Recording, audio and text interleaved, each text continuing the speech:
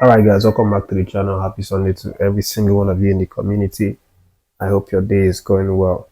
So as usual, I'm here to give you guys some interesting stories regarding our team, and a very sad one happened yesterday regarding our Flamingos, as the Flamingos of Nigeria, the under-17 women's team, who have now been defeated in the quarterfinals of the ongoing FIFA under-17 women's competition that's been played in the Dominican Republic. If you followed the video yesterday, you know that I talked about their quarterfinal games against USA, and that game was not a good one. We lost that game 2 goals to 0 after the US side scored by a penalty from the boots of Kennedy Fuller in the 43rd minute, and then they went on to wrap the game in the 74th minute from a Kimi Ascanio's goal. And that brings an end to our adventure in the Americas. And obviously, it's very disappointing to see that the girls are going to have to come back to Nigeria without any silverware whatsoever. But all we can do is to just be happy for what they've been able to do, going as far as getting into the knockout stages. It's not enough, it's not enough, because we were heavily taped to be one of the contenders for this title, because the last time we went really far, we actually won the bronze medal. That's the third place. But again, a good one for the girls, and we keep our fingers crossed. There are lots of great talent in this team, and obviously I know that it's not the end of the road for them. They are definitely going to still get the chances to progress through the ranks and then become world-class players in professional football at the senior level. But that aside, we also had Super Falcons. That's the senior team of the women's team, played their friendly yesterday. We talked about that in the previous video. They won that game against Algeria 2 goals to 0, courtesy of Captain Rashidat Ajibade's 2 goals for that match.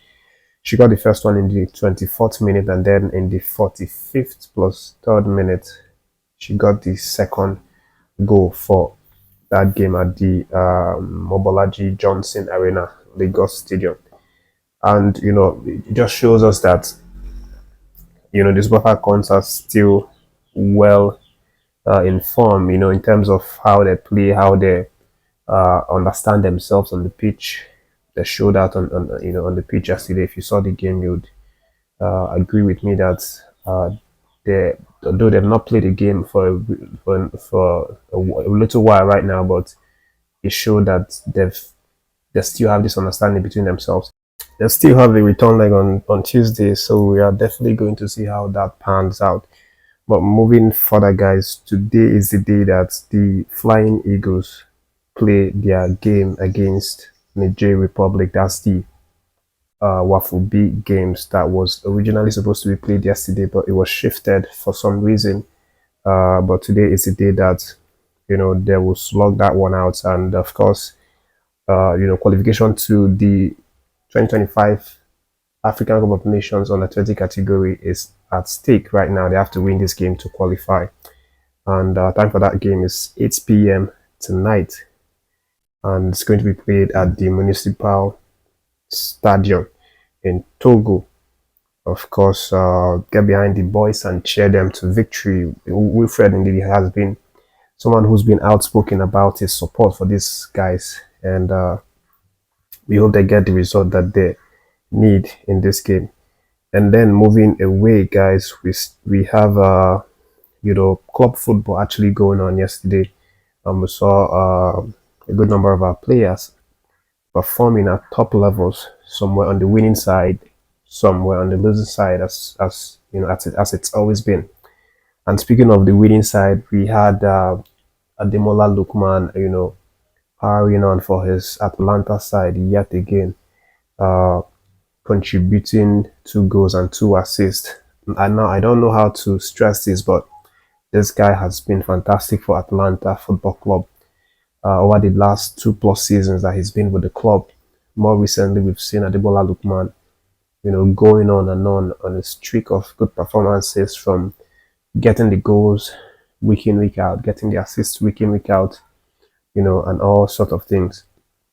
Yesterday was one of the best, performances that he put up in the shirt of Atlanta. He was on a hat trick, actually scoring 2 goals.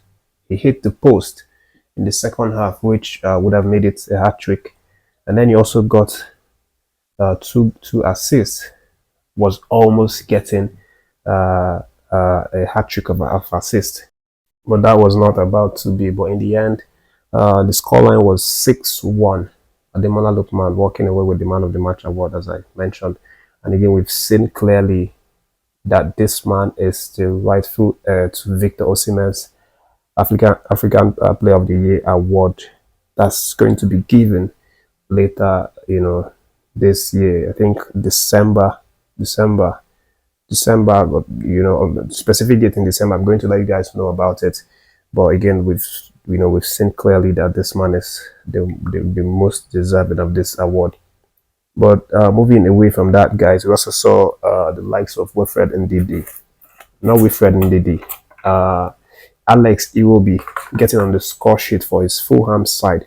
Although they ended up drawing that game in a 1-1 thriller between Fulham and Everton. It was actually a game against Alex Iwobi's former football club, Everton. But he was the man that opened the scoring in the 61 minutes. And then, sadly, they had to concede a goal in the 90+4 minutes to draw that game. But great performance for Alex. You will be getting on the score sheet yet again. And, playing some really meaningful contributions. Actually starting the game and playing for 89 minutes. Got 2 shots and 1 goal, as I said. And then we also had Kevin Bassey, the rock-solid defender, playing for 90 minutes for that game. Then over to the German Bundesliga, we saw Victor Boniface showing up again for his Leverkusen side, getting the opener in the 30th minute. But sadly, they went on to draw that game 2-2 final scoreline. It was very disappointing because they conceded a goal in the 90+ minutes. Against Werder Bremen to draw that game 2-2. And it's just so interesting, because Boniface actually came back from a really horrific injury, where he was lucky to have escaped death, after he had a car crash. And even heading into the game, he had a bandage tied to his arm. So it was always a difficult, situation, having to play with some amount of pain, in his arm. But he came up, and then did the magic for that game, getting the goal. But we also had, the likes of AC Milan, who was supposed to play yesterday, but it seems like their game was postponed due to the bad weather condition. So that means, it's going to be for another day. Chukwueze otherwise would have been someone that we would have, looked for his great performance, because it's been on a roll right now. Scored in the last 2 games, created an assist in the last game. So I was looking forward to seeing what the guy is going to produce against Bologna, but it's been postponed. But that's the wrap for the updates right now regarding our players. More is going to be coming soon, and thanks for watching. Subscribe to the channel.